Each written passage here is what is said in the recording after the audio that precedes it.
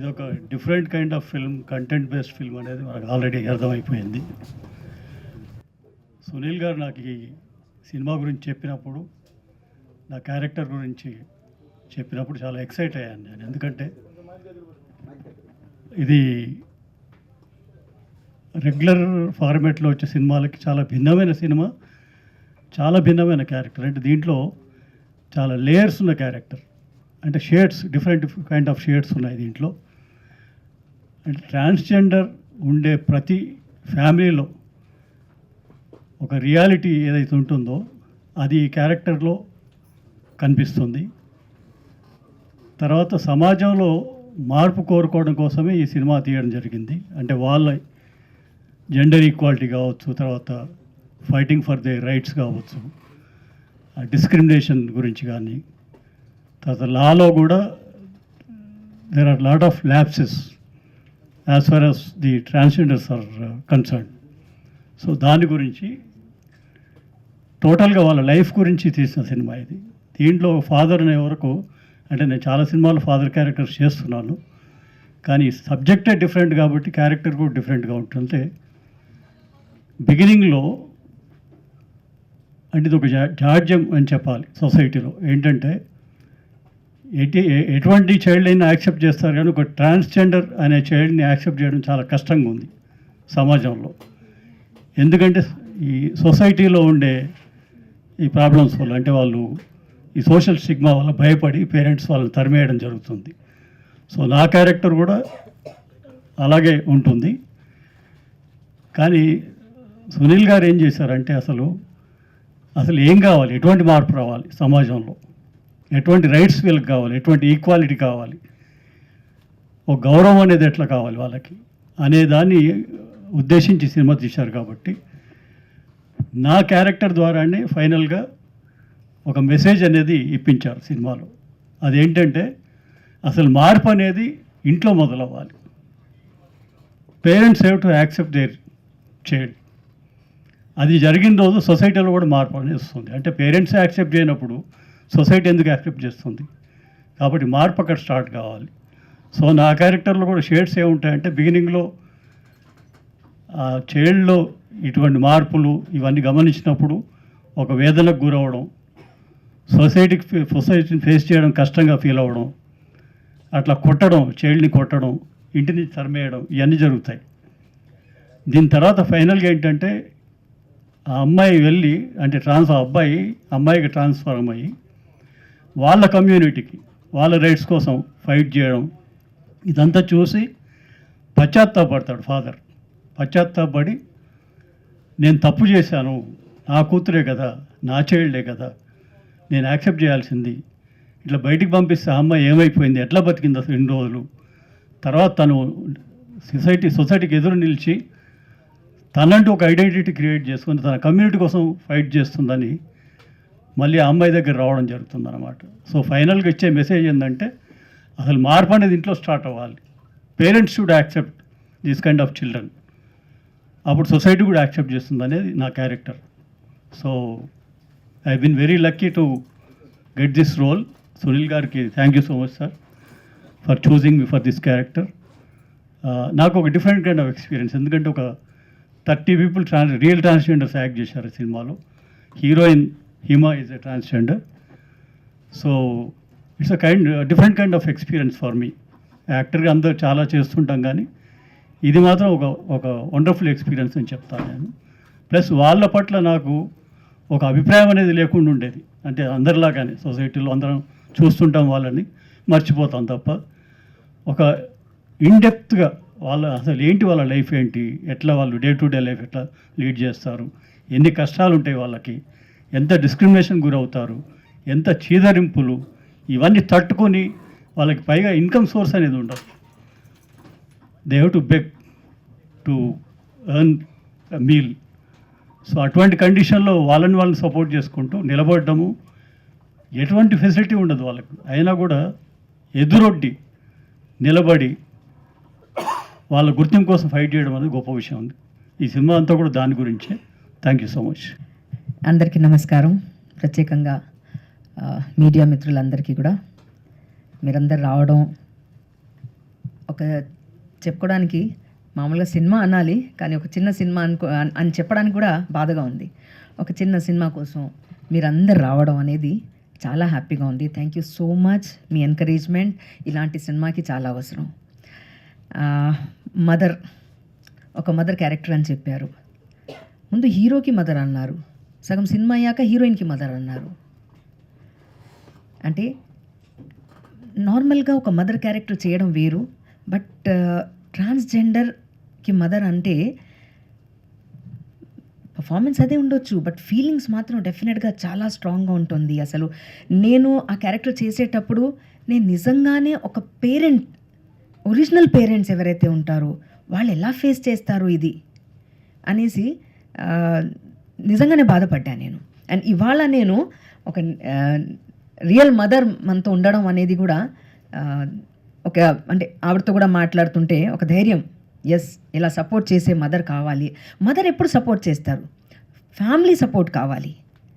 ఒక handicap child పుట్టాడు అనగానే ఒక పాప భీతితో చూడడం, అయ్యో అనుకోవడం, కానీ వాళ్ళకి సపోర్ట్ చేస్తారు. అందరు చూసే వాళ్ళు కూడా అయ్యో అనుకుంటారు, కానీ పేరెంట్స్ కూడా చాలా సపోర్టివ్. ఎందుకంటే హెల్త్ బాగాలేదు, ఇది కూడా హెల్త్ కండిషనే కదా, వాళ్ళు సృష్టించింది కాదు, ఇది దేవుడు సృష్టించింది. సో దాన్ని ఎందుకు మనం యాక్సెప్ట్ చేసుకోలేకపోతున్నాము జనాల్లో? చిన్నప్పటి నుంచి నాకు గుర్తుంది, చప్పట్లో కొట్టి వస్తున్నారు అనగానే అదేదో సరదాగా ఒక ఎంటర్టైన్మెంట్ లాగా చూసేవాళ్ళం మేము చాలా చిన్నగా ఉన్నప్పుడు. తర్వాత వాళ్ళకి ఇది ఒక ప్రాబ్లం వాళ్ళు ఫేస్ చేస్తోంది అనేది. వాళ్ళకి జాబ్స్ ఉండవు, ఎడ్యుకేషన్ ఎక్కడికి వెళ్ళినా కూడా డిస్క్రిమినేషన్ జరుగుతూ ఉంటుంది వాళ్ళకు. సో ఇవన్నీ ఆలోచిస్తే ఫస్ట్ యాక్సెప్ట్ చేయాల్సింది నిజంగా పేరెంట్స్. ఇంకా వాళ్ళ చేతిలో లేదు, వాళ్ళు చేయాల్సింది ఏమీ లేదు, మనమే వాళ్ళకి సపోర్ట్ చేయాలి. ఎస్, ఇదొక డిఫిషియన్సీ, ఇదొక ప్రాబ్లం, ఇలాగే దేవుడు పుట్టించాడు, వాళ్ళని యాక్సెప్ట్ చేయాలి అనేది ప్రతి పేరెంట్. అంటే ఇలా చైల్డ్ ఉంటే మాత్రం దయచేసి పేరెంట్స్ ముందు యాక్సెప్ట్ చేస్తేనే సొసైటీ యాక్సెప్ట్ చేస్తుంది. వాళ్ళ ఫైట్ చేస్తున్నారు, వాళ్ళ ఈక్వాలిటీ కోసం లీగల్ బ్యాటిల్ చేస్తూనే ఉన్నారు పాపం. బట్ కొన్నిసార్లు మీ అందరి ముందు చెప్తున్నాను, కొన్నిసార్లు నేను చూశాను ఒరిజినల్ ట్రాన్స్జెండర్స్ కాకుండా కూడా రోడ్ మీద వచ్చేసి వాళ్ళు కూడా ఇలా చప్పట్లు కొట్టి అడగడం చేస్తుంటారు. అంటే ఈ విధంగా కూడా కడుపులు కొడతారా అన్నట్టుగా అనిపిస్తుంది. అరే వాళ్ళకు ఉన్నది అలా వెళ్ళి పాపం వాళ్ళు మాకు వేరే ఉద్యోగం లేదు కాబట్టి మేము ఇలా అడుక్కుంటున్నాము అనేదే ఆలోచిస్తేనే చాలా బాధగా ఉంటే, ఒరిజినల్ ట్రాన్స్జెండర్స్ కాకుండా జెంట్స్ వెళ్ళి చీర కట్టుకొని వేరే ఉద్యోగం చేసుకోవచ్చు, కానీ వాళ్ళు కూడా రోడ్ మీద వచ్చేసి వీళ్ళకి ఇబ్బంది పెట్టడం అనేది బాధాకరంగా అనిపిస్తోంది. సో అదొకటే కాదు, మాతో పాటు ఇంకో క్యారెక్టర్ ఉండడం నిజంగా నాకు అసలు ఎంత బోల్డ్గా ముందుకొచ్చి మాట్లాడడం అనేది. గే అనగానే మన ఇండియాలో అది కూడా యాక్సెప్ట్ చెయ్యం మనం. నేను బయట కంట్రీస్కి వెళ్ళినప్పుడు అక్కడ చాలా సింపుల్గా వాళ్ళు ఎవరిని డిస్టర్బ్ చేయరు, వాళ్ళ బాడీ లాంగ్వేజ్తో అర్థమైపోతుంది. బట్ సొసైటీ బాగా యాక్సెప్ట్ చేసింది వాళ్ళని కూడా.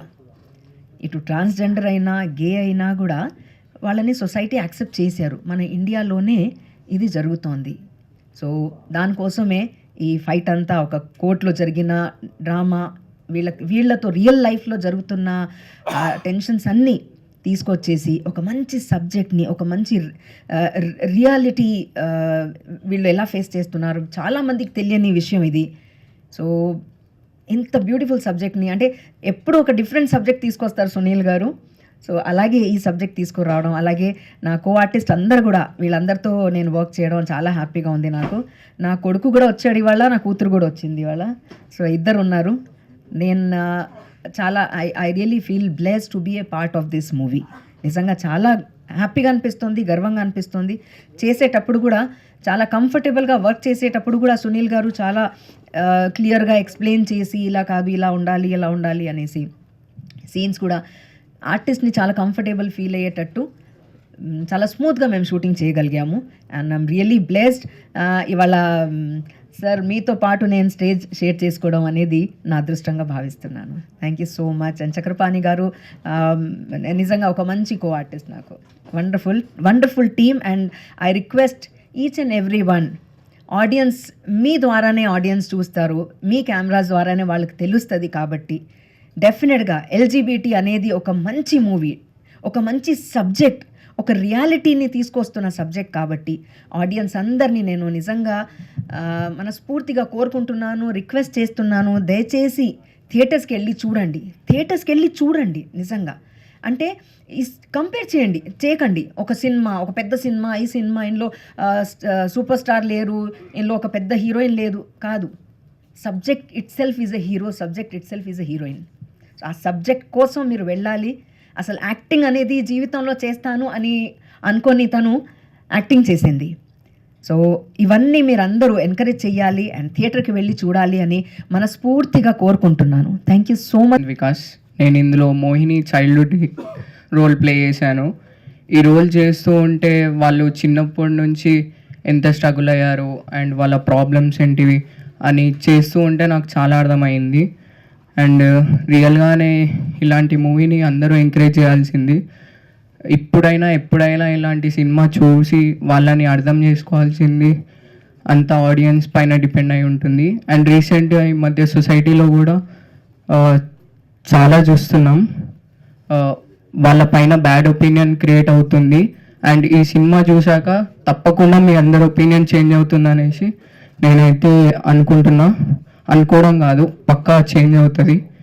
అండ్ నేను అందరూ చాలా బాగా యాక్ట్ చేశారు, చాలా సంతోషంగా అనిపించింది నేను అందరితో స్క్రీన్ షేర్ చేసుకుంటుంటే. Thank you very much. అందరూ చూడాలి. ఈ సినిమా June 19th రిలీజ్ అవుతుంది. అందరూ థియేటర్కి వెళ్ళి చూడాల్సిందిగా కోరుకుంటున్నాను. Thank you very much. Thank you Sunil sir. ఇలాంటి సబ్జెక్ట్ని ఎంకరేజ్ చేయాలంటే చాలా కష్టం, బట్ మీరు దాన్ని చాలా బాగా డైరెక్ట్ చేశారు. Thank you very much for opportunities. అందరికీ నమస్కారం. నా పేరు వంశీకృష్ణ. యాక్చువల్లీ ఈ సినిమాలో నేను నెగిటివ్ రోల్ చేశాను. నాకు ఇది ఫస్ట్ మూవీ అనమాట. యాజ్ ఏ యాక్టర్గా ఫస్ట్ మూవీ సునీల్ సార్ పరిచయం చేయటం నన్ను చాలా సంతోషంగా ఉంది. నాకు సునీల్ సార్ని ఇంట్రడ్యూస్ చేసిన FM బాబాయ్ గారికి నేను చాలా కృతజ్ఞత చెప్పుకుంటున్నానండి. ఎందుకంటే ఇలాంటి గొప్ప సినిమాలో నన్ను ఒక మంచి పాత్రని ఇవ్వటం అనేది నాకు చాలా సంతోషంగా ఉంది. అండ్ ఇక్కడ ఇంతమంది పెద్దలతో యాక్ట్ చేయడం అనేది నాకు అసలు నేను నమ్మలేకపోతున్నాను. ఇంకొక విషయం ఏంటంటే అండి, నేను చాలా గొప్పగా చెప్పుకోవాల్సింది, నేను ఇప్పటి వరకు 3 ట్రాన్స్జెండర్స్తో 3 సినిమాల్లో యాక్ట్ చేశాను. ఫస్ట్ సినిమా హిమా గారు అయితే, రెండో సినిమా కూడా నా రెండో సినిమా హర్షిని మేకల అని చెప్పి తను కూడా ఒక ట్రాన్స్ ఉమెన్. అండ్ రీసెంట్గా శ్రీహరి గారు వాళ్ళ అబ్బాయిది మూవీలో కూడా ప్రియాంక సింగ్ గారితో 3వ కాంబినేషన్ అనమాట. ఇట్లా 3 ట్రాన్స్జెండర్స్తో నాకు అంటే ఈ అనుబంధం ఏంటో నాకు తెలియదు. షడంగి లాగా 3 సినిమాల్లో కూడా 3 ట్రాన్స్జెండర్స్తో ఇట్లా వర్క్ చేయడం. అండ్ అందరూ అంటుంటారు చాలామంది, ఒక నెగిటివ్ ఒపీనియన్ ఉంది కొంతమంది వల్ల, ట్రాన్స్ ఉమెన్ వల్ల. అది ఆ నెగిటివిటీ ఫీలింగ్ వల్ల, కొంతమంది వల్ల అందరూ ట్రాన్స్జెండర్స్ని చెప్పటం అనేది కూడా నాకు తెలిసి కరెక్ట్ కాదంటాను. ఎందుకంటే అబ్బాయిల్లోనూ అమ్మాయిల్లోనూ కూడా చాలామంది తప్పులు చేసేవాళ్ళు ఉన్నారు. అలాగని చెప్పి ఒక ఇక అబ్బాయిలందరూ చెడ్డవాళ్ళే, అమ్మాయిలు కొంతమంది తప్పులు చేస్తున్నారు అని అమ్మాయిలు అందరూ చెడ్డవాళ్ళే అని చెప్పి వాళ్ళని నెగిటివ్గా మనం చూడట్లేదు కదా. అలాగే ఒక చిన్న లోపంతో వాళ్ళు అబ్బాయిల నుంచి అమ్మాయిలుగా మారేవాళ్ళు ఉన్నారు, అమ్మాయిల నుంచి అబ్బాయిలుగా మారేవాళ్ళు ఉన్నారు. వాళ్ళని మనం ఎందుకు యాక్సెప్ట్ చేయలేకపోతున్నామో నాకు తెలియదు. నాకు బీటెక్లో కూడా ఒక చిన్న ఇన్సిడెంట్ జరిగిందండి. ఇట్లాగే బెగ్గింగ్ చేసుకోవడానికి కొంతమంది ట్రాన్స్జెండర్స్ ఉమెన్ వచ్చేవాళ్ళు అనమాట. నాకు చాలా నెగిటివ్ ఫీలింగ్ ఉండేది, ఎందుకంటే పదే శుక్రవారం రెగ్యులర్గా కనిపించేవాళ్ళు అనమాట. వాళ్ళు ఎప్పుడు బెగ్గింగ్ చేస్తున్నారు, కొంచెం ఇబ్బంది పడుతున్నారు అనే నెగిటివ్ థాట్ నాకు చాలా బాగుండేది అనమాట. కానీ వన్ డే అలాగే నేను బైక్ మీద వెళ్తా ఉన్నాను, నేను నా ఫ్రెండ్స్. ఆ సడన్గా ఒక్కసారిగా స్కిడ్ అయ్యి కింద పడేసరికి అప్పుడే కాళ్ళకి నా మోకాలు 2 కొట్టిపోయాయి అనమాట. సో అదే టైంలో అదే ట్రాన్స్జెండర్ వచ్చి నన్ను ఫస్ట్ ఎయిడ్ చేసి పక్కనున్న ఒక చిన్న క్లినిక్ తీసుకెళ్ళి అక్కడ ఫస్ట్ ఎయిడ్ చేయించి మళ్ళీ తను అక్కడి నుంచి, అంటే నాకు అక్కడి నుంచి చాలా ఒపీనియన్స్ మారాయండి వాళ్ళ మీద. కానీ ఏంటో నాకు తెలియదు, ఈ జర్నీలో నేను ఒక 3 ట్రాన్స్జెండర్స్తో 3 మూవీస్లో యాక్ట్ చేయడం అనేది నాకు చాలా సంతోషంగా ఉంది. అండ్ నాకు తెలిసి చాలా బ్లెస్సింగ్ అనమాట నాకు అది. అండ్ ఇక్కడ ఆపర్చునిటీ ఇచ్చిన సునీల్ సార్కి థ్యాంక్ యూ సో మచ్ అండి. ఇంత గ్రేట్ ఆపర్చునిటీ ఇచ్చినందుకు thank you very much Sunil sir. And నేను ఈరోజు ఇక్కడ మాట్లాడడానికి కారణం, ఈరోజు ఇక్కడ ఉండడానికి కారణం మా గురువు గారు ఎల్బి శ్రీరామ్ గారు. ఆయనకి ఎప్పుడూ నేను రుణపడి ఉంటాను. థ్యాంక్ యూ సార్, నాకు ఈ అవకాశాన్ని ఇప్పించినందుకు thank you very much. And this movie transgender protection act 2019 section 18 గురించి స్పెసిఫిక్గా మెన్షన్ చేసి ఈ మూవీలో మేము ఎక్స్ప్లెయిన్ చేసాం. నాల్సా జడ్జ్మెంట్ 2014 జడ్జ్మెంట్ కూడా కోట్ చేసాం. అండ్ లీగల్ ఆస్పెక్ట్స్ ఏ ఒక్కటి కూడా మిస్ అవ్వకుండా ప్రతి లీగల్ ఆస్పెక్ట్ని చాలా జాగ్రత్తగా దగ్గర నుంచి అబ్జర్వ్ చేసి చాలా క్లియర్ కట్గా ఈ మూవీలో ఎక్స్ప్లెయిన్ చేశారు Sunil sir.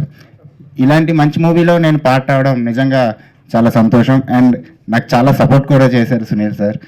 At the same time ఇది లీగల్ కోర్ట్ రూమ్ డ్రామాని ట్రాన్స్జెండర్స్, లెస్బియన్, గే, ఎల్జీబీటీక్యూ కమ్యూనిటీని ముడివేస్తూ ఇలాంటి ఒక సోషల్ రెస్పాన్సిబిలిటీ మూవీని తీయడంతో వైజాగ్లో కూడా నేను వైజాగ్లో ప్రమోషన్స్ చేసినప్పుడు కూడా గవర్నమెంట్ ఎన్జిఓస్ కానీ, వైజాగ్ డిస్ట్రిక్ట్ కలెక్టర్ గారు కానీ, వైజాగ్ పోలీస్ కమిషనర్ గారు కానీ ఈ మూవీకి చాలా సపోర్ట్ చేశారు. Because this is the social awareness movie. The main concept of this movie is eradicate the discrimination against the certain community in this society. So ఈ మూవీని ప్రతి ఒక్కరు చూడడం కాకుండా జనరల్గా రీసెంట్లీ గాజువాకలో మాన్సా డిఫెన్స్ అకాడమీ అనే ఒక డిఫెన్స్ అకాడమీ వాళ్ళ స్టూడెంట్స్కి ఈ మూవీ చూపించాలని ముందుకు వచ్చింది. సో యాక్చువల్లీ మొక్కై వంగంది మానై వంగున అంటారు. ప్రతి ఒక్క స్కూల్లో, కాలేజ్లో ఈ మూవీ ఆ స్కూల్ కాలేజ్ కార్పొరేషన్ వాళ్ళు ముందుకు వచ్చి వాళ్ళ స్టూడెంట్స్కి ఈ మూవీ ఒక లెసన్లా చూపిస్తే స్టూడెంట్ దశ నుంచి పిల్లల్లో ఒక అవగాహన వస్తుంది సొసైటీ మీద. ఏ మనుషుల్ని డిస్క్రిమినేట్ చేయకూడదు, వాళ్ళు కూడా మనలో ఒక ఇందాక మనం ట్రైలర్లో చూస్తే స్కూల్లో వాళ్ళు కామెంట్ చేస్తారు. సో ఆ ఏజ్ నుంచి ఈ సినిమాని ఆ ఏజ్ వాళ్ళకి చూపించాలి, ఆ కార్పొరేషన్ సంస్థలు ముందుకు రావాలి, ఒక లెసన్లా వాళ్ళు దీన్ని తీసుకోవాలని మనస్ఫూర్తిగా కోరుకుంటున్నాను. అండ్ ఇలాంటి మంచి అవకాశాన్ని నాకు ఇచ్చినందుకు, గ్రేట్ యాక్టర్స్తో వర్క్ చేసే అవకాశాన్ని నాకు ఇచ్చినందుకు చాలా thanks Sunil sir. I'm always with you. అన్ని సినిమాలో నన్ను పార్ట్గా చేసుకోండి సార్ ప్లీజ్. అయితే నాకన్నా ముందు చాలామంది ఇండస్ట్రీకి సంబంధించిన వ్యక్తులు కూడా మాట్లాడారు. నేను కూర్చున్నప్పుడు ఆలోచిస్తున్న ఒక విషయం, ఇక్కడ వేదిక మీద ఉన్న వాళ్ళు ఎంత మనస్ఫూర్తిగా, వేదిక మీద ఉన్న వాళ్ళందరూ ఎంత మనస్ఫూర్తిగా అంటే మేము ఈ షూటింగ్ చేసేటప్పుడు చాలా తక్కువ పరిచయం అనమాట. ఎందుకంటే షూటింగ్ చేసే డేట్స్లో మేమున్న రోజు మేడం అలాగే సార్ కూడా లేరు. సో ఎల్బి గారు ఉన్నారు. సో కొన్ని సీన్స్లోనే మేము కనెక్ట్ అయ్యాం, కొన్ని సీన్స్లో కనెక్ట్ అవ్వలేదు. ఎప్పుడైతే ఈ సినిమా రిలీజ్ అనుకున్నప్పుడు మేమందరం ఒక చోటకి కలిసినప్పుడల్లా మా ఇంటరాక్షన్ దొరికినప్పుడు వారు మమ్మల్ని ఎంత మనస్ఫూర్తిగా రిసీవ్ చేసుకున్నారో మేము కూడా అంతే మనస్ఫూర్తిగా రిసీవ్ చేసుకున్నాం. ఎందుకు ఇది డిఫరెన్సియేషన్ చెప్పాలి అని అంటే, ఏదైతే మనకు ప్రీతి గారు చెప్పారో సొసైటీలో చాలా వరకు కూడా ట్రాన్స్జెండర్స్ వ్యక్తుల మీద నెగిటివిటీ ఎంతైతే ఉందో, మాలాంటి గే మెన్ వ్యక్తికి కూడా ఫిలిం ఇండస్ట్రీ మీద అంతకు మించి నెగిటివిటీ ఒపీనియన్ ఉంది. ఎందుకు అనంటే ఎప్పుడో మన మడ వెంకటేశ్వర దగ్గర నుంచి చూడు పిన్నమ్మ, పాడుబుల్లోడు అలాంటి సినిమాస్ దగ్గర నుంచి ఇప్పుడు వస్తున్న పెద్ద పెద్ద స్టార్ హీరోస్ వరకు కూడా గే క్యారెక్టర్ అంటేనే ఒక అసహ్యమైన ప్రవర్తన, ఒక లిప్స్టిక్ వేసుకొని ఒక పర్వర్షన్ బిహేవియర్ తోటో మీద పడిపోయి ఎక్కడెక్కడో ముట్టేసుకుంటూ తాకేసుకుంటూ ఒక వ్యక్తిని ఇబ్బందికర సిచ్యువేషన్ని క్రియేట్ చేసినటువంటి వ్యక్తి ఒక గే అన్న ఒక స్టాంపు గుద్ది ఇండస్ట్రీలో ఎంత ప్రజల్లోకి నెగిటివ్గా తీసుకెళ్ళాలి ఆడియన్స్లో కంటే అంతవరకు తీసుకెళ్లారు. సో ఆటోమేటిక్గా ఇండస్ట్రీ మీద, ఫిలిం ఇండస్ట్రీ మీద, అందులో దీని మీద పనిచేసిన వాళ్ళందరి మీద మాకు కూడా అంతే నెగిటివ్ ఒపీనియన్ ఉంది. ఎప్పుడైతే ఈ సినిమా ద్వారా మేమందరం కలుసుకున్నామో అందరూ అలా కాదు, మమ్మల్ని మనస్ఫూర్తిగా అర్థం చేసుకొని యాక్సెప్ట్ చేసే వ్యక్తులు కూడా ఉంటారనేది ఈరోజు మాతో పాటు ఈ సినిమాలో ఉన్నటువంటి ఈ లెజెండరీ యాక్టర్స్ ద్వారా ప్రూవ్ అవ్వబడింది. రెండో విషయానికి వస్తే, ఎందుకు ఈ సినిమా చూడాలి అని అంటే, 2014 నాల్సా జడ్జ్మెంట్ ఏదైతే ట్రాన్స్జెండర్ వ్యక్తుల్ని థర్డ్ జెండర్స్గా గుర్తించిందో, ఆ తర్వాత 2019 ట్రాన్స్జెండర్స్ వ్యక్తులకి ఏదైతే హక్కులు చట్టం రాజ్యాంగబద్ధంగా చేసిందో, 2018లో సుప్రీంకోర్టు ధర్మాసనం హోమోసెక్షువాలిటీని డీక్రిమినలైజ్ చేస్తూ ఈ దేశంలో బ్రిటిష్ వారు తీసుకొచ్చినటువంటి ఐపీసీ 377 దాదాపు 130 సంవత్సరాలుగా మన ఇండియాలో కూడా కొనసాగింది బ్రిటిష్ పరిపాలనతో పాటు. 2018 వరకు ఎవరైతే సదరు హోమోసెక్షువల్ వ్యక్తులు ఉంటారో వాళ్ళు కనిపించినా వినిపించినా పోలీస్ నోటీస్కి వస్తే వాళ్ళకి 7 సంవత్సరాలు ఐపీసీ సెక్షన్ 377 కింద. అందులో నేను కొన్ని సందర్భాల్లో ఒకరోజు స్టేషన్కి వెళ్ళిన సందర్భాలు కూడా ఉన్నాయి ఐపీసీ ఇన్వోక్ చేయబడి.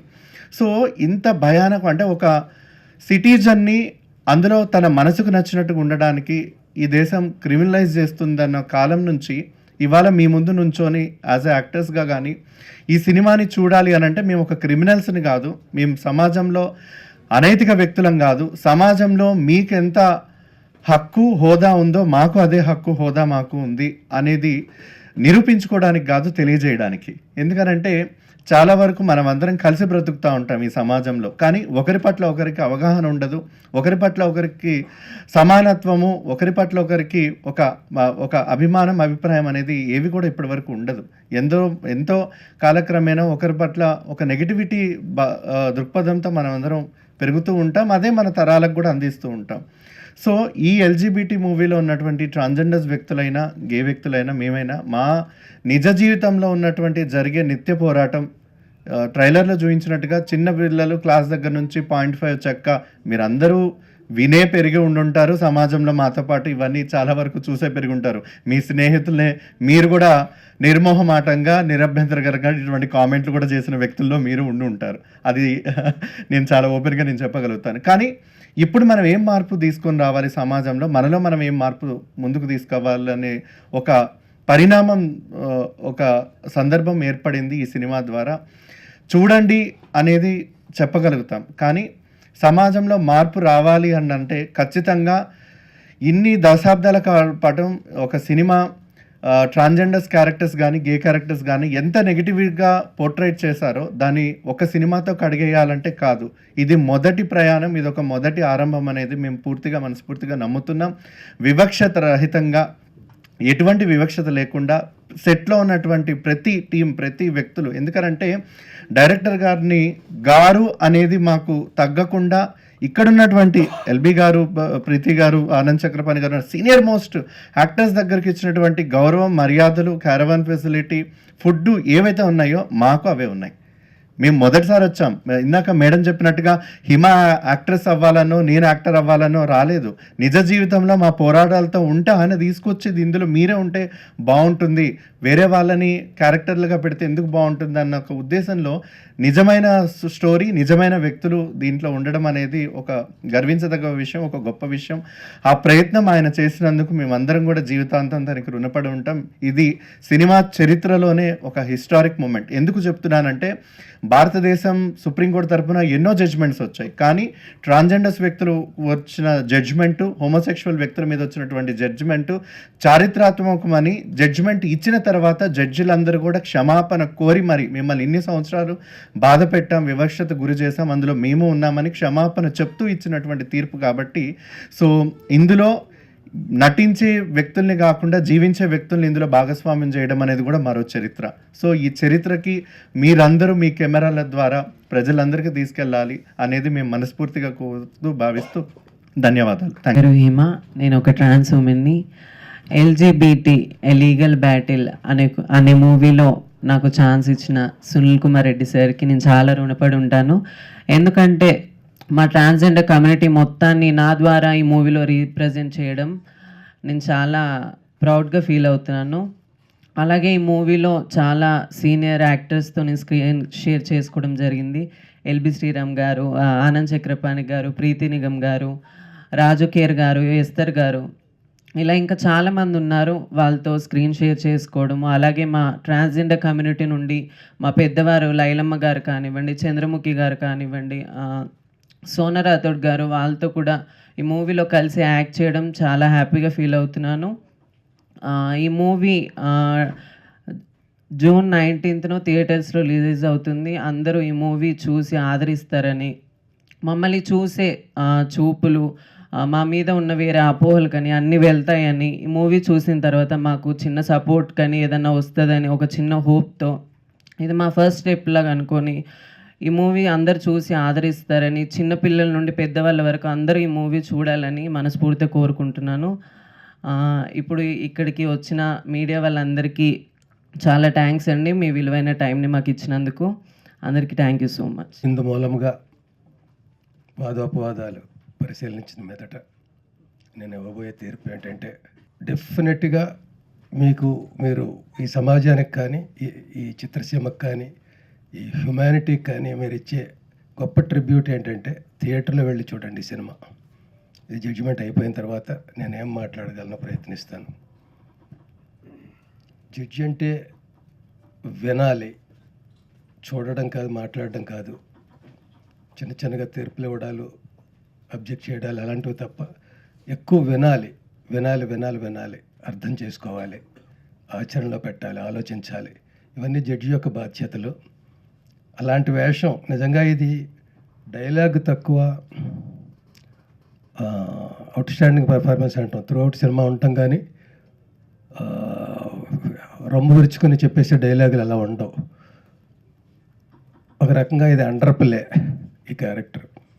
నేను అండర్ ప్లే క్యారెక్టర్స్ చాలా తక్కువ వేసాను, అన్ని లౌడర్గా ఉంటాయి నా క్యారెక్టర్స్. చాలా బాగుంది. కావిడ వేసుకొచ్చిన క్యారెక్టర్ కానీ, అమ్మ 1వ తారీఖు కోర్టు సీన్లు అవి కానీ, అదే కోర్టులో నేను ఇంత అండర్ ప్లే చేయడం నాకే ఆశ్చర్యంగా అనిపిస్తుంది. మరి సొంత ఊరు అనే ఒక గోచి పెట్టుకుని ఊరంతా కల తిరిగే, శ్మశానాల్లో తిరిగే ఒక క్యారెక్టర్ కానీ, ఇవన్నీ లౌడర్ క్యారెక్టర్స్. అలాంటి చోట నేను ఇంత సాఫ్ట్గా, ఎంత డిగ్నిఫైడ్గా, అంత పరిస్థితులను అర్థం చేసుకోవడానికి ప్రయత్నిస్తూ చేసే క్యారెక్టర్. ఆ రకంగా నాకు ఛాలెంజ్, నటుడిగా ఒక ఛాలెంజ్. ఇదేమో బెస్ట్ యాక్టర్ అవార్డు కొట్టే క్యారెక్టర్ కాదు, కానీ పెర్ఫామ్ చేయడం చాలా కష్టమైన క్యారెక్టర్. అటువంటిది నాకు ఇచ్చారు. నేను చిన్నప్పుడు మణిరత్నం గారి సినిమాలు చిన్నప్పటి నుంచి చూస్తూ నాకు అనిపించేది, ఏంటి నా తీసిన సబ్జెక్ట్ మళ్ళీ తీయడు, అన్నీ గొప్పగా ఉంటాయి, ప్రయోగాత్మకంగా ఉంటాయి, తీసుకున్న కథా వస్తువులు అన్నీ విపరీత ధోరణిలో ఉంటాయి. నేను చాలా ఆశ్చర్యపోయేవాడిని రైటర్గా ఉన్నప్పుడు. ఆ మణిరత్నం గారి దగ్గర నేను ఒక సినిమా కూడా చేయలేదు. No regrets. నాకు ఒక మణిరత్నం ఉన్నారు, సునీల్ కుమార్ రెడ్డి గారు. ఆయన తీసే సబ్జెక్ట్స్ అలా ఉంటాయి, ఆయన నాకు ఇచ్చే వేషాలు అలాగ ఉంటాయి. సబ్జెక్ట్స్ అలా ఉన్నప్పుడు ఆబ్వియస్గా నాకు వేషాలు కూడా బాగుంటాయి. ఈ సినిమా విషయానికి వస్తే ఆయన చాలా గ్రేట్ పర్సన్, నాలెడ్జబుల్ పర్సన్, చాలా అవేర్నెస్తో ఉండే మనిషి సునీల్ కుమార్ రెడ్డి గారు.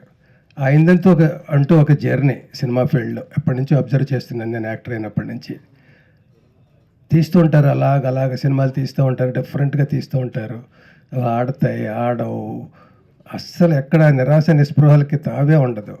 చిన్న బడ్జెట్లతోటి అందులోనే పెద్దగా ఎంత చేయగలం ఆ నమ్ముకున్న సబ్జెక్టు ప్రకారం. టెక్కల్ రవీంద్రబాబు గారితో కలిసి ఆయన చేసిన ప్రయాణం చాలా పెద్దది, చిన్నది కాదు.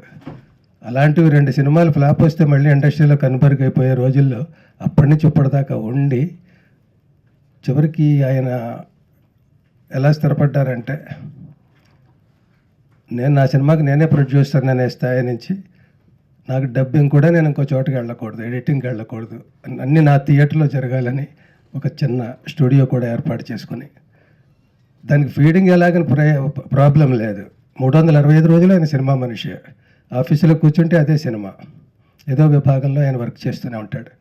అంటే సినిమా కంటే ముందు అలాంటి మనిషి గురించి మాట్లాడాలి. ఎంతమంది ఉన్నారు అలా చేసేవాళ్ళు? పెద్ద పెద్ద బడ్జెట్ సినిమాలు చేయొచ్చు, పెద్ద పెద్ద దర్శకులతో చేయొచ్చు. ఇలాంటి చిన్న సినిమాలు నాన్ స్టాప్గా జయాపజయాలతో సంబంధం లేకుండా ఇదే నా ఊపిరిని ప్రయాణం చేసేవాళ్ళు ఎంతమంది ఉన్నారు? వాళ్ళకి జయాపజయాలతో సంబంధం లేదు, చరిత్రలో మిగిలిపోయేది వీళ్ళే. డబ్బు సంపాదించవచ్చు, ఇంకోటి సంపాదించవచ్చు, కానీ చిరస్థాయిగా పేరు సంపాదించేది మాత్రం ఇలాంటి వాళ్ళే. ఆయన తీసిన ఈ సినిమా ఇది నిజానికి నాకు నిజంగా నా క్యారెక్టర్ తగ్గట్టుగానే నేను కూడా సిగ్గుపడుతూ చెప్తున్నాను. నేను కూడా అలా వాళ్ళని చూసి కారులో వెళ్తుంటే తలుపులు వేసేసుకున్నవాడిని, అసహించుకున్నవాడిని. వాళ్ళు వస్తున్నారంటే భయపడిపోవడం, మొహం చాటేసుకోవడం, యాక్టర్ అయ్యాక మరీ భయపడేవాడిని. వీళ్ళు ఇంకో రూపాయి కోసం ఎక్కువ నన్ను ఇబ్బంది పెడతారన్నట్టుగా, అంటే ఎంత ఇచ్చినా ఏదో అట్లా చేస్తారన్న రాంగ్ నోషన్స్ తోటి. ఇది చాలక నేను క్యారెక్టర్ కూడా చేశాను. అల్లరి రాముల్లో క్యారెక్టర్, ట్రాన్స్జెండర్ క్యారెక్టర్. అది ఏదో కొంచెం అది కూడా హై టోన్లోనే ఉంటుంది ఆ క్యారెక్టర్. అలా చెయ్యాలి వాళ్ళది. మన సినిమా పరిభాషలో అలా చేస్తే తప్ప రిసీవ్ కాదు ఆ క్యారెక్టర్. పైగా ఎంటర్టైన్మెంట్ కోసం పెట్టిన క్యారెక్టర్ అప్పట్లో అది. అప్పటి నుంచి మొదలై ఇవాళ నేను వాళ్ళ క్యారెక్టర్స్ అర్థం చేసుకొని కోర్టుకి ఆ కేసు వస్తే అక్కడ ఆ జడ్జినే నేనైతే, ఆ జడ్జి ఒక పాత్రధారి అయితే, ఒక ప్రేక్షకుడైతే ఎలా ఆలోచించాలి, ఎలా అర్థం చేసుకోవాలి, ఎలాంటి తీర్పు ఇవ్వాలి, ఆ తీర్పు ఇవ్వడానికి నాకున్న పరిధులు ఏమిటి. ఇదే సుప్రీం కోర్టు కాదు, సెషన్స్ కోర్టు. ఇలాంటి కోర్టులో నాకున్న పరిమితులు ఎంత. అసలైన ఈ సబ్జెక్ట్ తీసుకోవడమే డేరింగ్. ఎంత డేరింగ్ అంటే సెన్సార్స్ కాబడలేదు ఇక్కడ మన రాష్ట్రాల్లో. ఎందుకంటే మాకు తెలియట్లేదండి ఎలాగ సెన్సార్ చేయాలో దీనికి.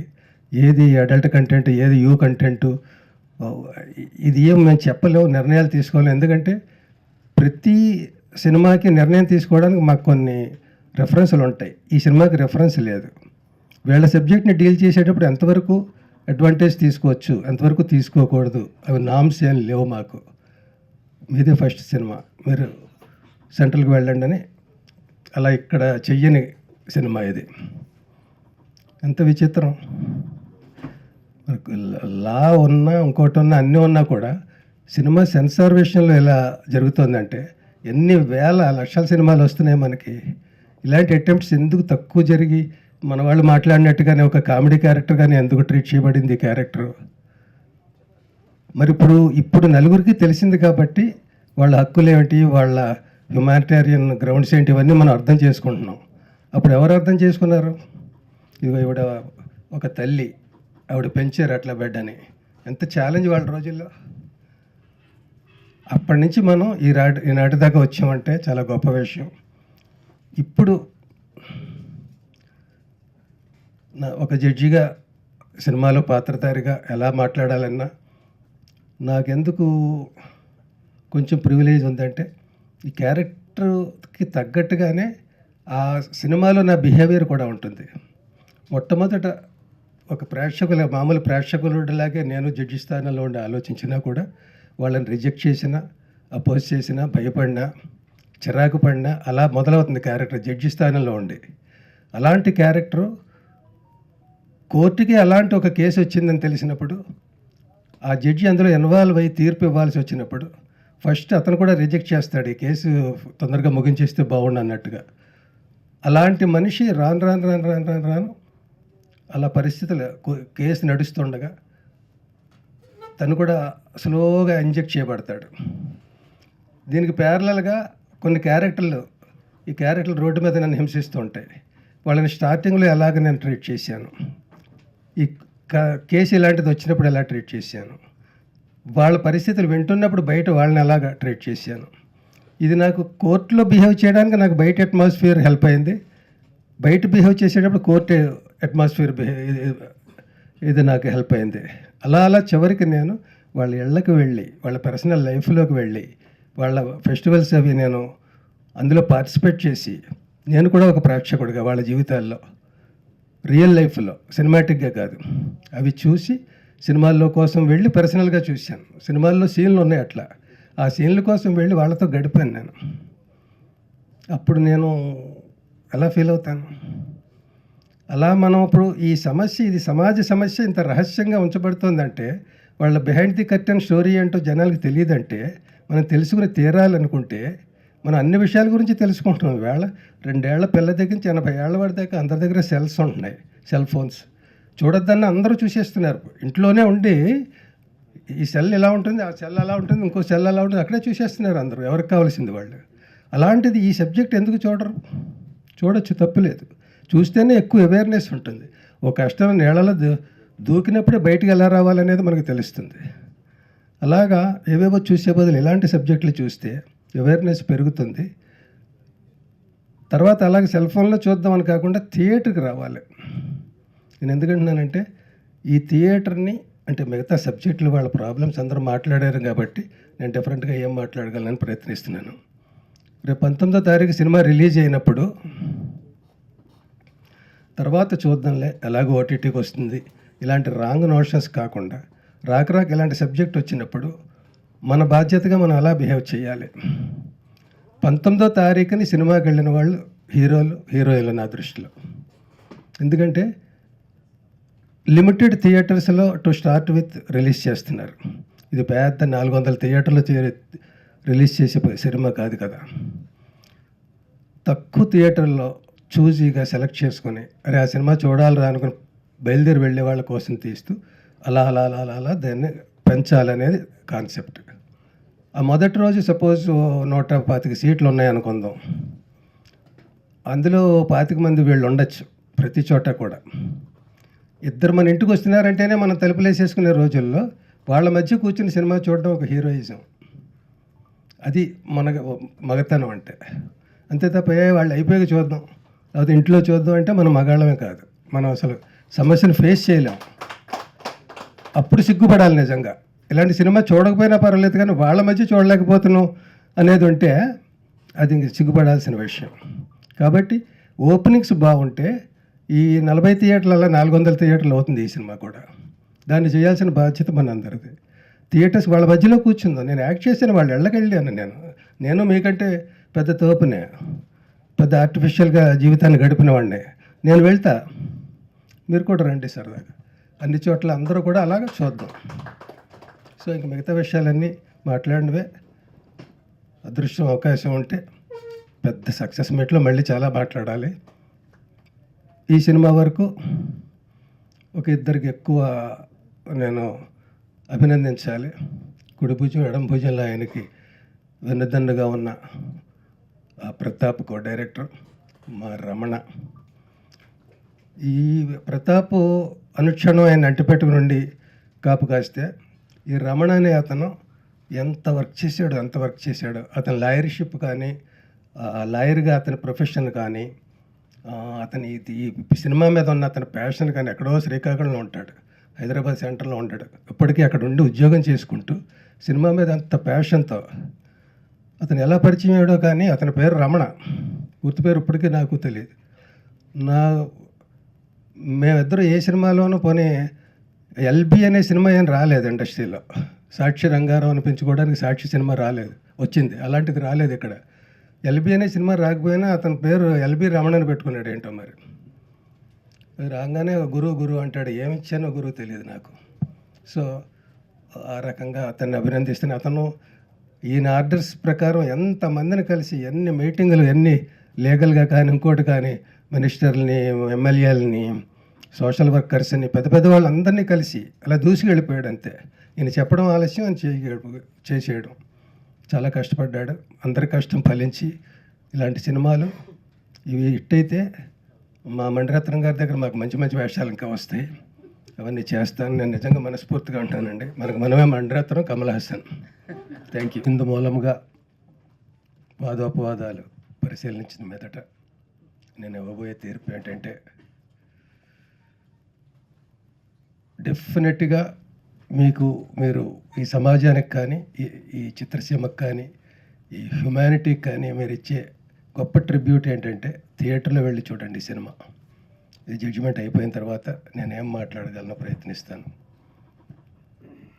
జడ్జి అంటే వినాలి, చూడడం కాదు, మాట్లాడడం కాదు. చిన్నగా తీర్పులు ఇవ్వడాలు, అబ్జెక్ట్ చేయడాలు అలాంటివి తప్ప ఎక్కువ వినాలి, అర్థం చేసుకోవాలి, ఆచరణలో పెట్టాలి, ఆలోచించాలి. ఇవన్నీ జడ్జి యొక్క బాధ్యతలు. అలాంటి వేషం నిజంగా ఇది డైలాగ్ తక్కువ, అవుట్ స్టాండింగ్ పర్ఫార్మెన్స్ అంటాం. త్రూ అవుట్ సినిమా ఉంటాం కానీ రొమ్ము విరుచుకొని చెప్పేసే డైలాగులు అలా ఉండవు. ఒక రకంగా ఇది అండర్ ప్లే ఈ క్యారెక్టర్. నేను అండర్ ప్లే క్యారెక్టర్స్ చాలా తక్కువ వేసాను. అన్ని లౌడర్గా ఉంటాయి నా క్యారెక్టర్స్. చాలా బాగుంది. కావిడేసుకొచ్చిన క్యారెక్టర్ కానీ, అమ్మ 1వ తారీఖు కోర్టు సీన్లు అవి కానీ, అదే కోర్టులో నేను అంత అండర్ ప్లే చేయడం నాకే ఆశ్చర్యంగా అనిపిస్తుంది. మరి సొంత ఊరు అనే ఒక గోచి పెట్టుకుని ఊరంతా కల తిరిగే, శ్మశానాల్లో తిరిగే ఒక క్యారెక్టర్ కానీ, ఇవన్నీ లౌడర్ క్యారెక్టర్స్. అలాంటి చోట నేను ఇంత సాఫ్ట్గా, ఎంత డిగ్నిఫైడ్గా, అంత పరిస్థితులను అర్థం చేసుకోవడానికి ప్రయత్నిస్తూ చేసే క్యారెక్టర్ ఆ రకంగా నాకు ఛాలెంజ్, నటుడిగా ఒక ఛాలెంజ్. ఇదేమో బెస్ట్ యాక్టర్ అవార్డు కొట్టే క్యారెక్టర్ కాదు, కానీ పెర్ఫామ్ చేయడం చాలా కష్టమైన క్యారెక్టర్.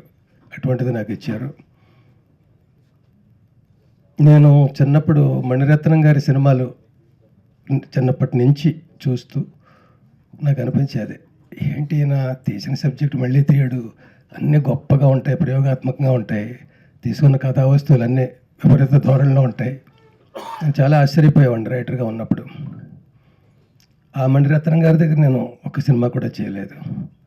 No regrets. నాకు ఒక మణిరత్నం ఉన్నారు, సునీల్ కుమార్ రెడ్డి గారు. ఆయన తీసే సబ్జెక్ట్స్ అలా ఉంటాయి, ఆయన నాకు ఇచ్చే వేషాలు అలాగ ఉంటాయి. సబ్జెక్ట్స్ అలా ఉన్నప్పుడు ఆబ్వియస్గా నాకు వేషాలు కూడా బాగుంటాయి. ఈ సినిమా విషయానికి వస్తే ఆయన చాలా గ్రేట్ పర్సన్, నాలెడ్జబుల్ పర్సన్, చాలా అవేర్నెస్తో ఉండే మనిషి సునీల్ కుమార్ రెడ్డి గారు. ఆయనదంతా ఒక జర్నీ సినిమా ఫీల్డ్లో ఎప్పటి నుంచో అబ్జర్వ్ చేస్తున్నాను నేను, యాక్టర్ అయినప్పటి నుంచి. తీస్తూ ఉంటారు, అలాగ సినిమాలు తీస్తూ ఉంటారు, డిఫరెంట్గా తీస్తూ ఉంటారు, ఆడతాయి, ఆడవు, అస్సలు ఎక్కడ నిరాశ నిస్పృహలకి తావే ఉండదు. చిన్న బడ్జెట్లతోటి అందులోనే పెద్దగా ఎంత చేయగలం, ఆ నమ్ముకున్న సబ్జెక్టు ప్రకారం టెక్కల రవీంద్ర బాబు గారితో కలిసి ఆయన చేసిన ప్రయాణం చాలా పెద్దది, చిన్నది కాదు. అలాంటివి 2 సినిమాలు ఫ్లాప్ వస్తే మళ్ళీ ఇండస్ట్రీలో కనుమరుగైపోయే రోజుల్లో అప్పటి నుంచి ఇప్పటిదాకా ఉండి చివరికి ఆయన ఎలా స్థిరపడ్డారంటే, నేను నా సినిమాకి నేనే ప్రొడ్యూసర్ అనే స్థాయి నుంచి నాకు డబ్బింగ్ కూడా నేను ఇంకో చోటుకి వెళ్ళకూడదు, ఎడిటింగ్కి వెళ్ళకూడదు, అన్నీ నా థియేటర్లో జరగాలని ఒక చిన్న స్టూడియో కూడా ఏర్పాటు చేసుకుని, దానికి ఫీడింగ్ ఎలాగని ప్రాబ్లం లేదు. 365 రోజులు ఆయన సినిమా మనిషి. ఆఫీసులో కూర్చుంటే అదే సినిమా, ఏదో విభాగంలో ఆయన వర్క్ చేస్తూనే ఉంటాడు.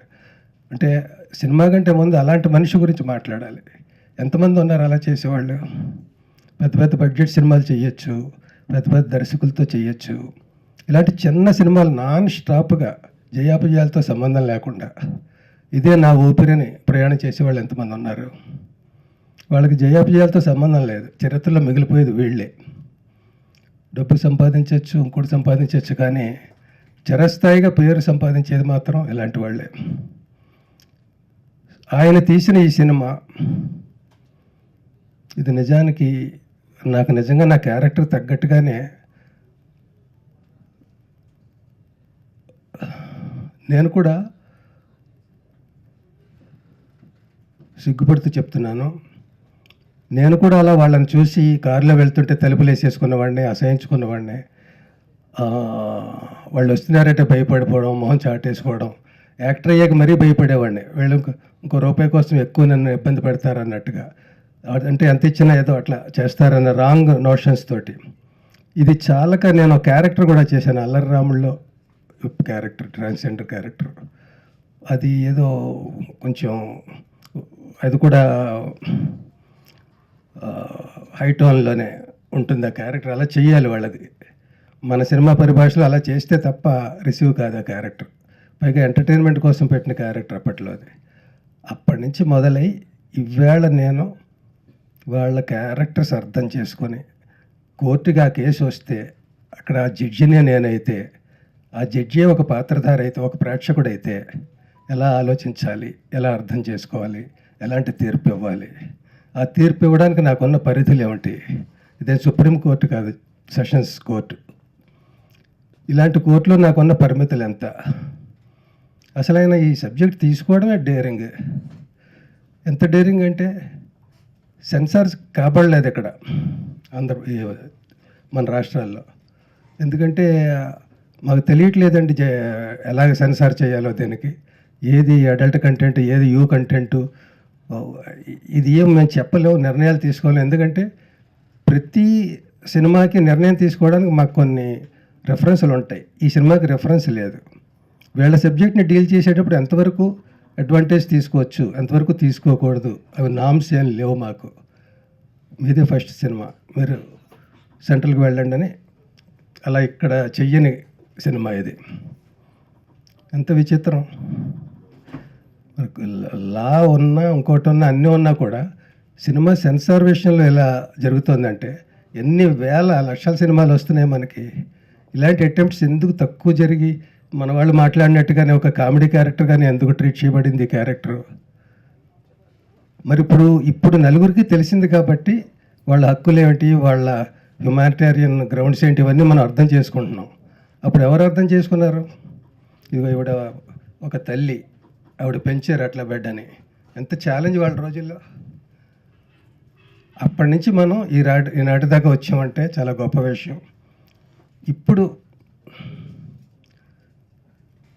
ఒక జడ్జిగా సినిమాలో పాత్రధారిగా ఎలా మాట్లాడాలన్నా నాకెందుకు కొంచెం ప్రివిలేజ్ ఉందంటే ఈ క్యారెక్టర్కి తగ్గట్టుగానే ఆ సినిమాలో నా బిహేవియర్ కూడా ఉంటుంది.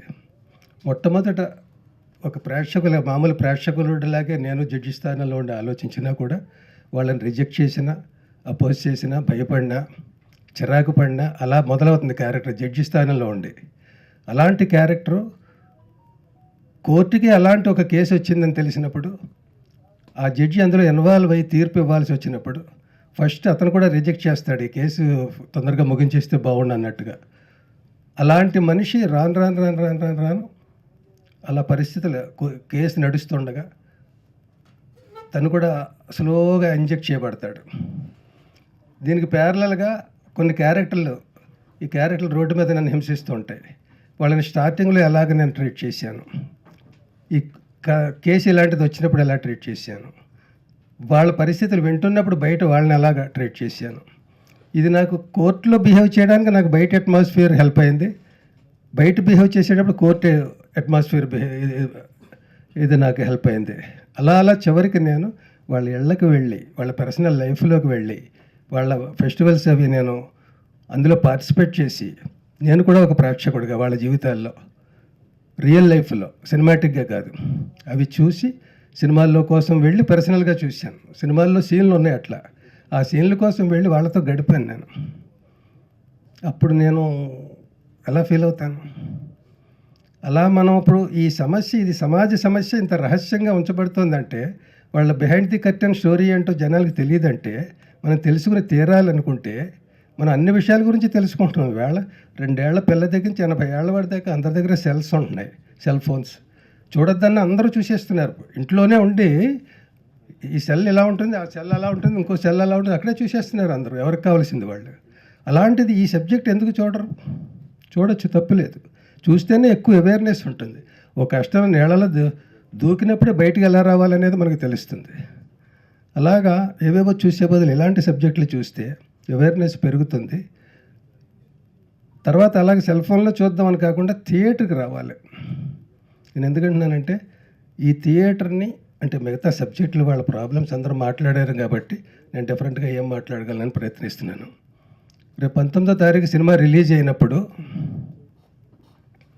తర్వాత చూద్దాంలే, ఎలాగో ఓటీటీకి వస్తుంది, ఇలాంటి రాంగ్ నోషన్స్ కాకుండా రాక ఇలాంటి సబ్జెక్ట్ వచ్చినప్పుడు మన బాధ్యతగా మనం అలా బిహేవ్ చేయాలి.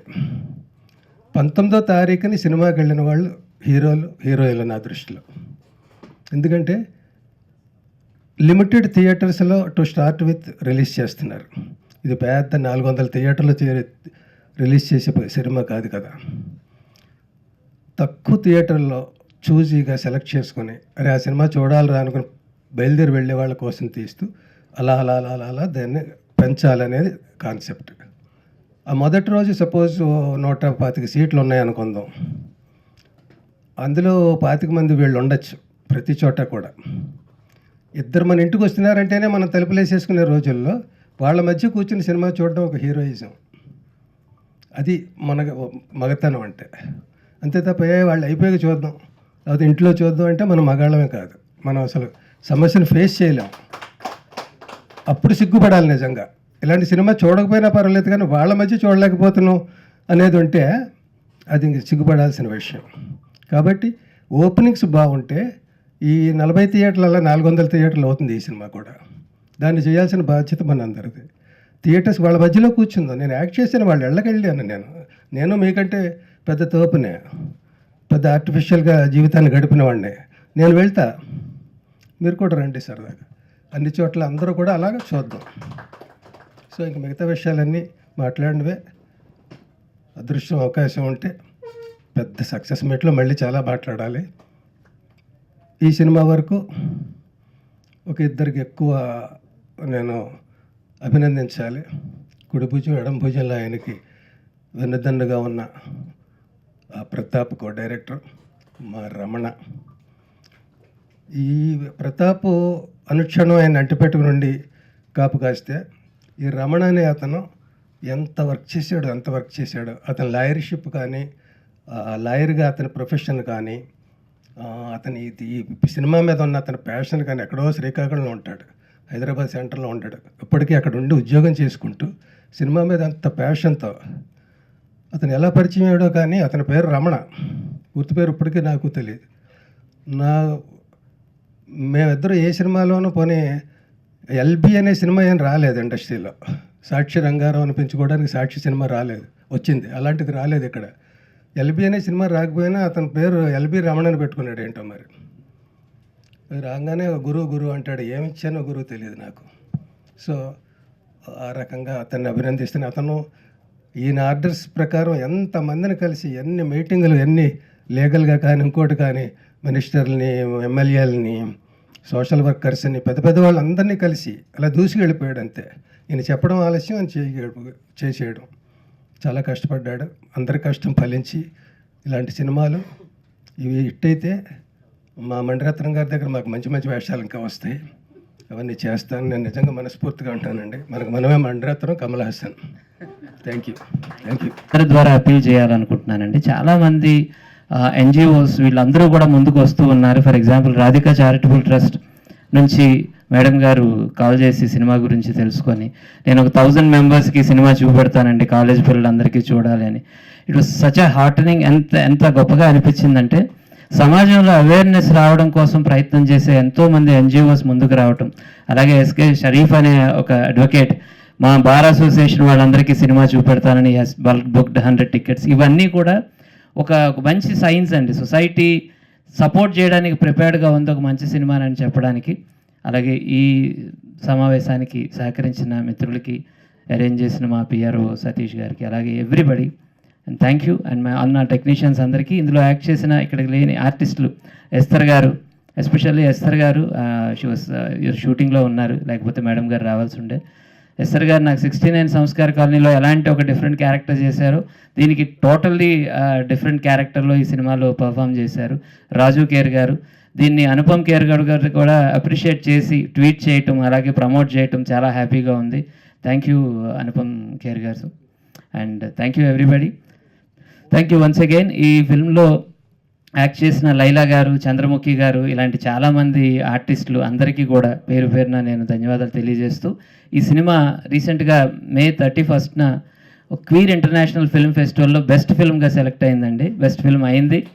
అండ్ అది 31న మొన్నే జరిగింది. ఇప్పుడు అదే కాన్ఫిడెన్స్తో ఈ సినిమా కమ్యూనిటీకి అలాగే మెయిన్ స్ట్రీమ్ పబ్లిక్ కూడా నచ్చుతుంది అని ఆశిస్తూ, ఐ రిక్వెస్ట్ మా ఎగ్జిక్యూటివ్ ప్రొడ్యూసర్ బాపిరాజు గారు టు క్లోజ్ అండ్ ఈ సినిమా రిలీజ్ గురించి ఒకసారి చెప్పడం. బాపిరాజు గారు, మాది చాలా సంవత్సరాల సుదీర్ఘ ప్రయాణం సార్. ఇందులో కేవలం నా డిస్ట్రిబ్యూటర్ ఎప్పుడు ఉంటారు, అది కాకుండా ఒక ఆర్టిస్ట్గా కూడా ఇందులో మంచి క్యారెక్టర్ చేయడం జరిగింది. ప్లీజ్ ఐ రిక్వెస్ట్, ఒక ఆర్టిస్ట్గా, ఒక ఎగ్జిక్యూటివ్ ప్రొడ్యూసర్గా ఈ సినిమా రిలీజ్కి నేపథ్యం గురించి చెప్పి క్లోజ్ చేస్తారని కోరుకుంటున్నాను. వేదిక మీద ఉన్న అతిరథ మహారథులందరికీ నా హృదయపూర్వక నమస్కారాలండి. అలాగే మీడియా మిత్రులందరికీ కూడా నేను ప్రత్యేక ధన్యవాదాలు తెలియజేసుకుంటున్నాను. మేము చేసే ప్రతి కార్యక్రమంలో కూడా మీరు మీ వంతు సహాయం ఎల్లప్పుడూ చేస్తూ మమ్మల్ని ఈ స్థాయికి తీసుకురావడానికి మీరు అహర్నిశలు కృషి చేస్తున్నారు. మేము ఎంత చిన్న ప్రెస్ మీట్ పెట్టుకున్నా కూడా మీరు అందరూ వచ్చి మీ ఆశీర్వాదం మాకు ఇస్తున్నారు. మీకు ఎప్పుడు సర్వదా కృతజ్ఞతలమై ఉంటాం. ఇకపోతే సునీల్ కుమార్ రెడ్డి గారు, నేను, ఎక్కల రవీంద్ర బాబు గారు ఎప్పుడు ముగ్గురం కలిసే ఉండేవాళ్ళం.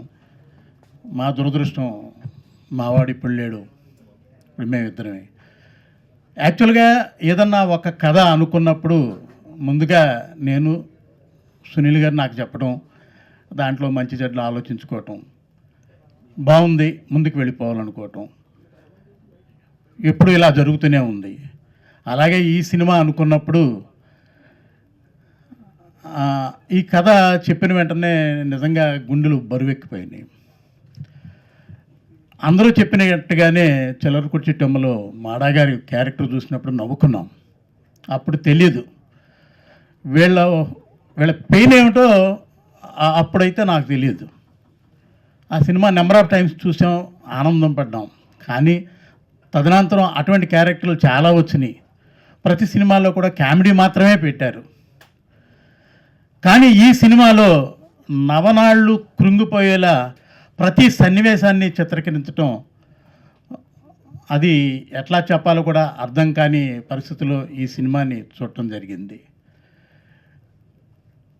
ఈ సినిమాలో ఇది సినిమా అనటం కంటే కూడా ఒక కుటుంబం అనటం అవసరమేమో అనుకుంటున్నాను. ఇది సినిమాగా కాకుండా మనలో ఒక పార్ట్, ఈ మన కుటుంబంలో ఇది ఒక పార్ట్గా. ఎందుకంటే 100 సంవత్సరాల క్రితం కొంతమందిని గుళ్ళోకి రానిచ్చేవారు కాదు. తదనంతరం ఒక మహానుభావుడు రావటం వల్ల వాళ్ళందరినీ గుళ్ళోకి రానిచ్చారు. కొంతమందిని అయితే పూజారులుగా కూడా మనం చేయడం జరిగింది. అలాంటిది ఆడ మగ, మరి ఈ మధ్యలో ఉన్న వాళ్ళు ఎవరు? మహాభారతం నిజమైతే, రామాయణం నిజమైతే వీళ్ళ జీవితాలు కూడా నిజమేగా. అలాంటప్పుడు మనం తీసుకోవలసినటువంటి చిన్న బాధ్యత, ఇందాక అంటే నేను చాలా అనుకున్నాను, కానీ అవన్నీ కూడా చక్రపాణి గారు కానీ మేడం గారు కానీ చెప్పేశారు. ఇంకా చెప్పడానికంటూ ఏం లేదు, అంతా వాళ్ళు చెప్పారు. కాబట్టి నేను అనుకున్నది ఏంటంటే, మన సినిమా చూసిన తర్వాత, అంటే ఇంతకుముందు ఏం జరిగింది, ఎలా జరిగింది అన్నది మనం ఏం చేయలేం. కానీ మన ఈ సినిమా లీగల్ బ్యాటిల్ అనే సినిమా చూసిన తర్వాత అటు గవర్నమెంట్ కానీ ఇటు మనలో కానీ విపరీతమైన మార్పు వస్తుందని నేను అనుకుంటున్నాను. ఎందుకంటే ఎయిర్పోర్ట్లోకి వెళ్తే జెంట్స్కి టాయిలెట్ ఉంది, లేడీస్కి టాయిలెట్ ఉంది, మరి వీళ్ళకి టాయిలెట్ ఏది? అలా ప్రతి చోట కూడా వీళ్ళని ఒక పక్కకు తోసేయటమే జరిగింది. ఇప్పుడు ఈ సినిమా తర్వాత అయినా వాళ్ళకు కొంత ప్రాముఖ్యత ఇచ్చి, పిల్లలు ఇంతకుముందే చాలామంది వ్యక్తులు చెప్పారు, పిల్లలకి చిన్నప్పటి నుంచి మనం చెప్పగలిగి ఉండాలని. చెప్పటం కాదు, పాఠం పుస్తకాల్లో వీళ్ళకు ఒక పేజీ ఉండాలని నేను మనస్ఫూర్తిగా కోరుకుంటూ, అలాగే మా సినిమా తర్వాత అయినా కూడా గవర్నమెంట్ ముందుకొచ్చి వీళ్ళని సక్రమమైన మార్గంలో వీళ్ళకి మంచి భవిష్యత్తుని కల్పిస్తారని ఆశిస్తూ మీ అందరి వద్ద సెలవు తీసుకుంటున్నాను. Thank you.